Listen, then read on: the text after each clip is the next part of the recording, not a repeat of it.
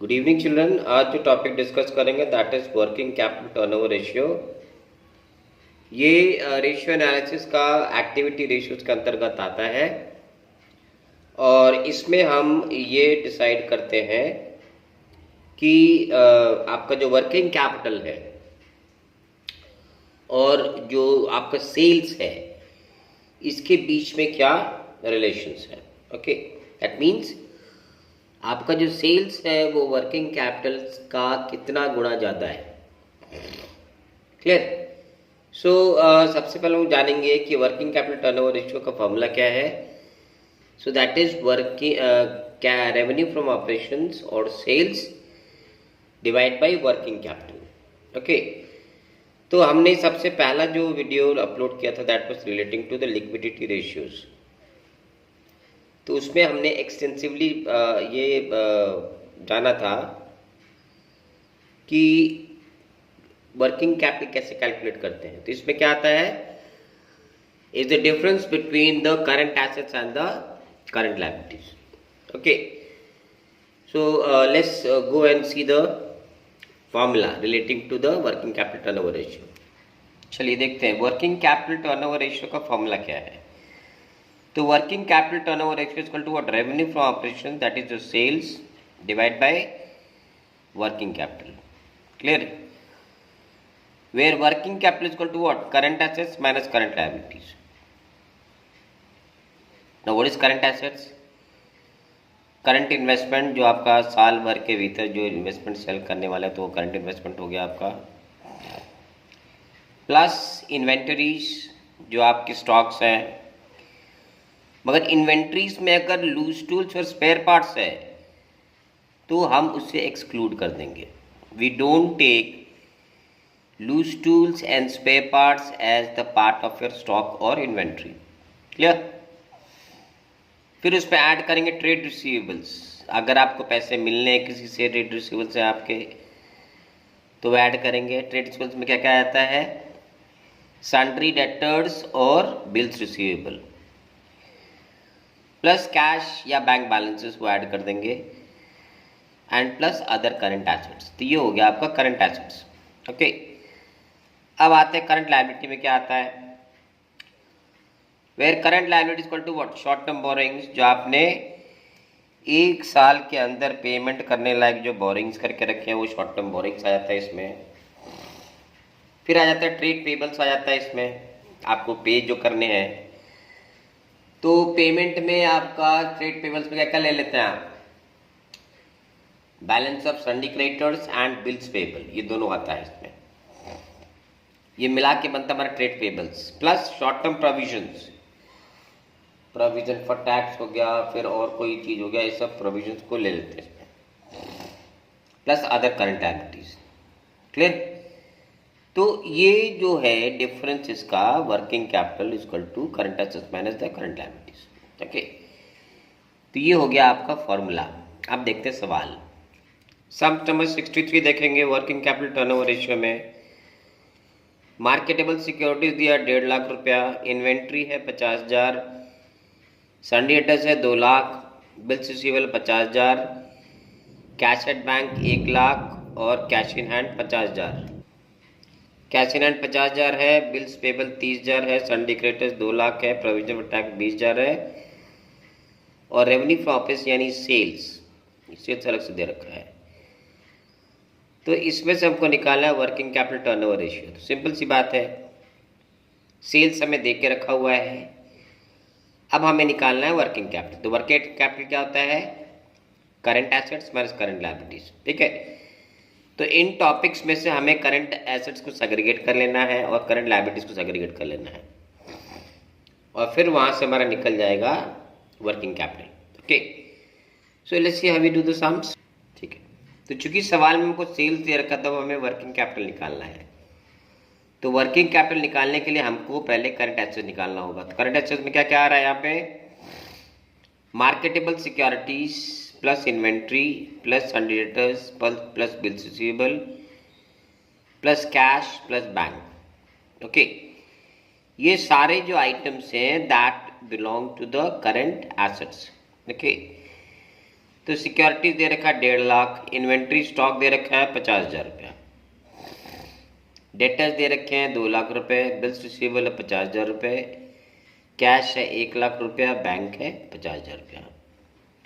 तो इनको जब जोड़ते हैं तो अपने पास आता है 6 लाख रुपया। ये हो गया हमारा करंट एसेट्स।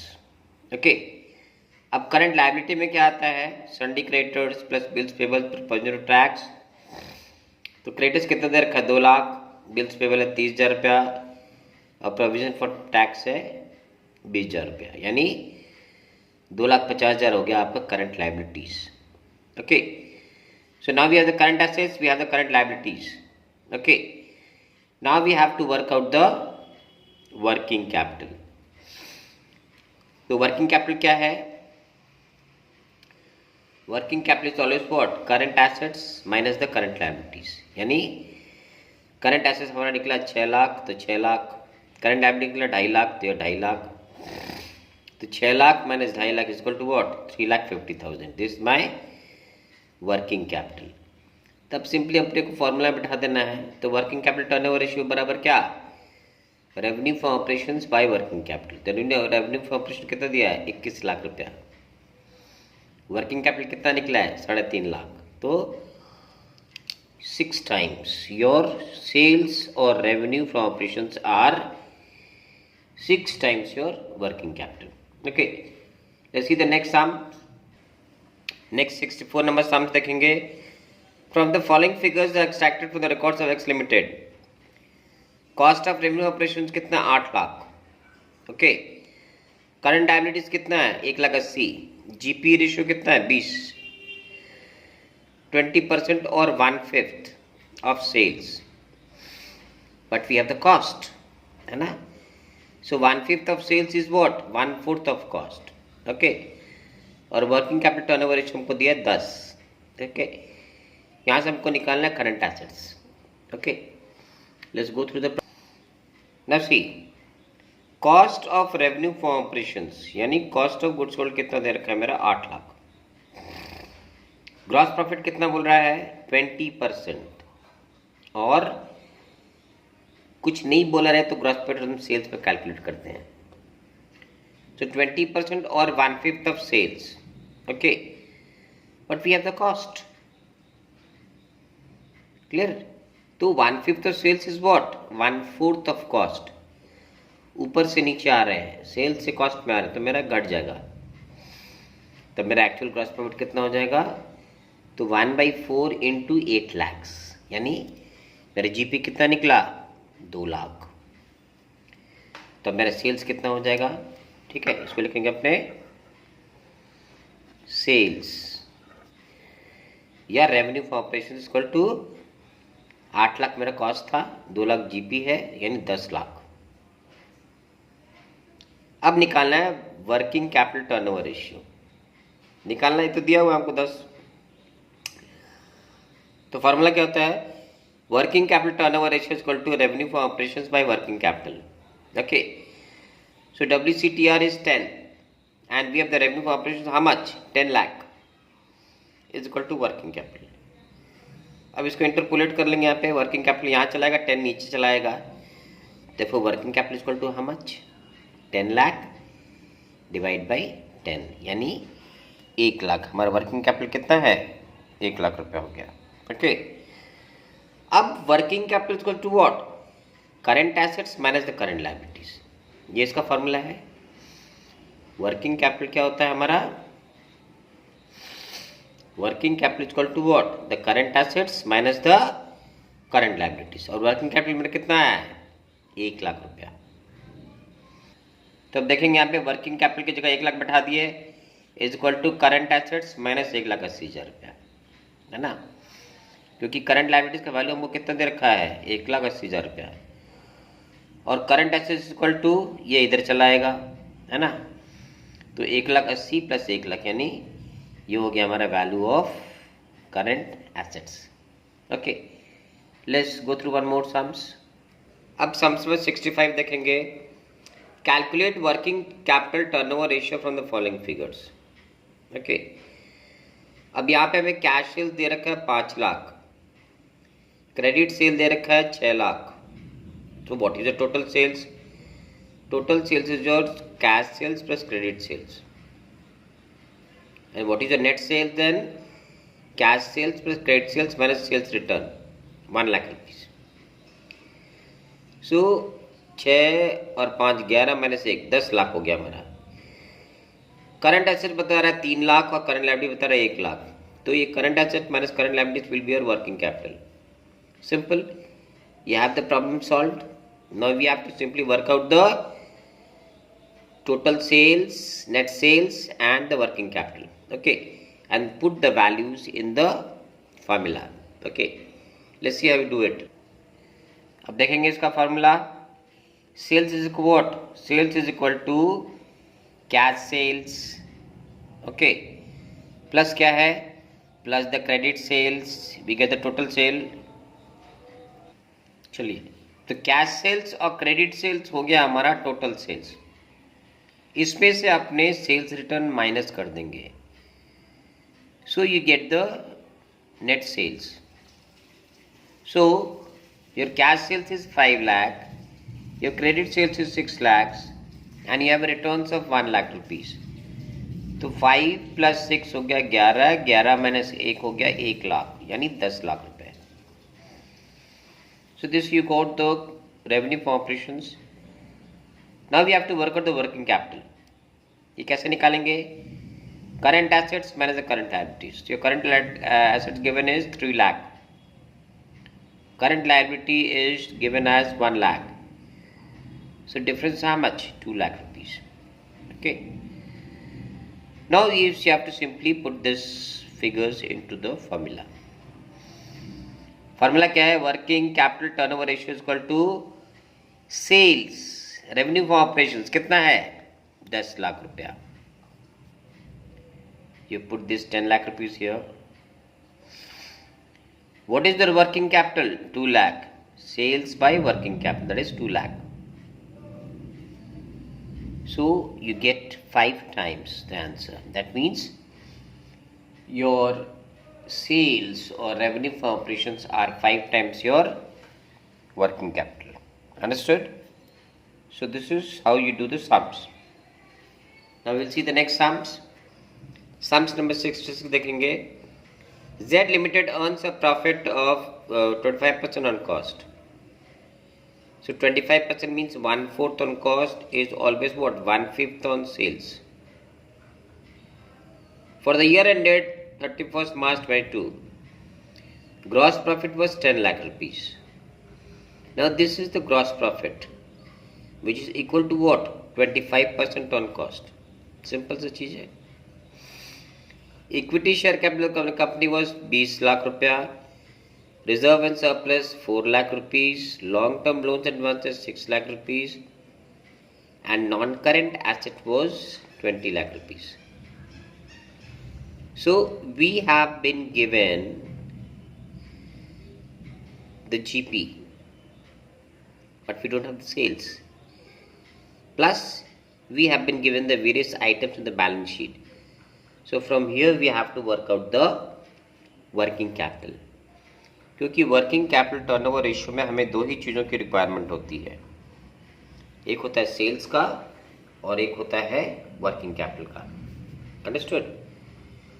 नाउ इस सवाल में अलग क्या है कि इसमें हमें सेल्स नहीं दे रखा है, मगर ये बता रखा है कि जो जीपी है वो 10 लाख रुपए का है. And that is what? 25% on cost. 1/4 of cost is always what? 1/5 of sales. So this is 1/5 of sales, 10 lakh rupees. अगर 10 लाख बराबर 1/5 तो पूरा सेल्स कितना होगा? 10 lakhs into 5/1 और 50 lakh rupees. तो 50 लाख सेल लगा तभी ना उसका 1/5 होगा हमारा 10 लाख रुपया. Okay, now we see how we do the सम.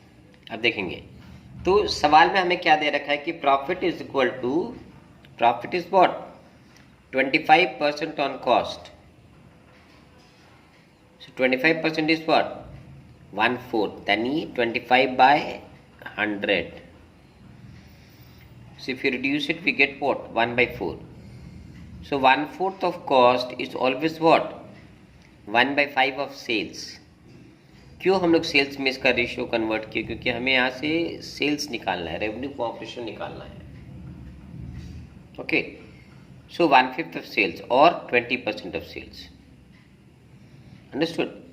तो जो प्रॉफिट दिया हुआ है, given profit is equal to what? 10 lakh और 20% of sales. This is what? 10 lakh is what? This is 1/5 और 20%. 1/5 और 20% of sales. Therefore sales is equal to what? Sales कैसे निकालेंगे? इस रेशियो को अपने रिवर्स कर देंगे. अंडरस्टूड? तो 10 लाख हो गया हमारा GP, that divide by 20 into 100. Okay, so when we compute this, so this goes 5 times here. Okay, so this is what? 50 lakh. तो आपका सेल्स या रेवेन्यू फॉर ऑपरेशन कितना हो गया? 50 lakh rupees. Now we need to know the working capital. Working capital का formula क्या है? Equity share capital. क्योंकि देखिए इस सवाल में हमें करंट एसेट्स और करंट लायबिलिटीज नहीं दे रखा है. So we have to work out a different approach जिससे कि हमारा वर्किंग कैपिटल निकल के आए. So equity share capital plus reserves and surplus plus long term loans, ये तीनों चीज दिया हुआ है. इससे अपने नॉन करंट एसेट्स माइनस करेंगे. So that difference will be our working capital. Clear? So equity capital कितना दे रखा है? 20 लाख रुपया. रिजर्व्स एंड सरप्लस कितना दे रखा है? 4 लाख रुपया. और लॉन्ग टर्म लोन्स कितना है? 6 लाख रुपया. सो 20 लाख प्लस 4 लाख 24 लाख और प्लस 6 लाख यानी 30 लाख रुपया. माइनस नॉन करंट एसेट कितना दे रखा है? 20 लाख रुपया.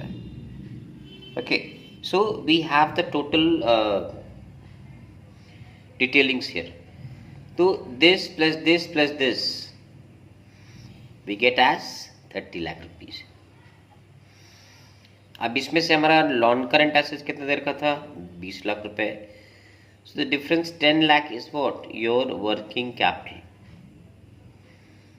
Okay, so this 10 lakh is your working capital. Now we move on to the rest of the sums. That means अब हमें निकालना है वर्किंग कैपिटल रेशियो. तो वर्किंग कैपिटल टर्नओवर रेशियो बराबर क्या होता है? Revenue from operations divide by working capital. Very simple. So revenue we have got how much? 50 lakh rupees.